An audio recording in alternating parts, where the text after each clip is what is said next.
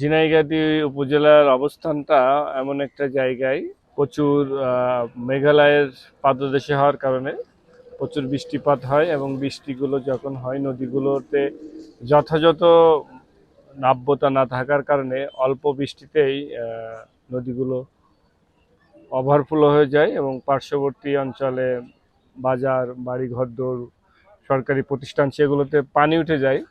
Colour expert dark sap এবং mild on hands technology সমৃদ্ধ Orix advance detergent powder আপনার laundry expert.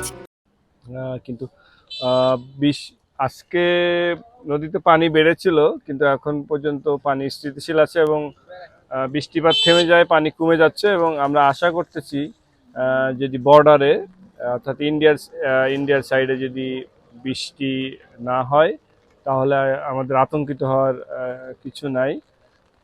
তবে আপনাদের মাধ্যমে আমি জোর দাবি জানাচ্ছি সরকারি কর্মকর্তারাও আপনাদের মাধ্যমে সরকারের উচ্চ মহলে বা পলিসি মেকিংয়ে ঊর্ধ্বতন কর্মকর্তাদের কাছে আমাদের নিবেদন, এই উপজেলাবাসীর পক্ষ থেকে আমার নিবেদন যে এখানে যে পাহাড়ি যে নদীগুলো আছে এই নদীগুলোতে নাব্যতা বাড়ানোর জন্য নদীগুলো খনন করার প্রয়োজন এবং এই ধরনের ফ্লাড মোকাবেলা করার জন্য নদী তীরবর্তী বাঁধ দরকার, যে বাঁধগুলো হলে এখানকার মানুষের জীবন জীবিকা সবই রক্ষা পাবে।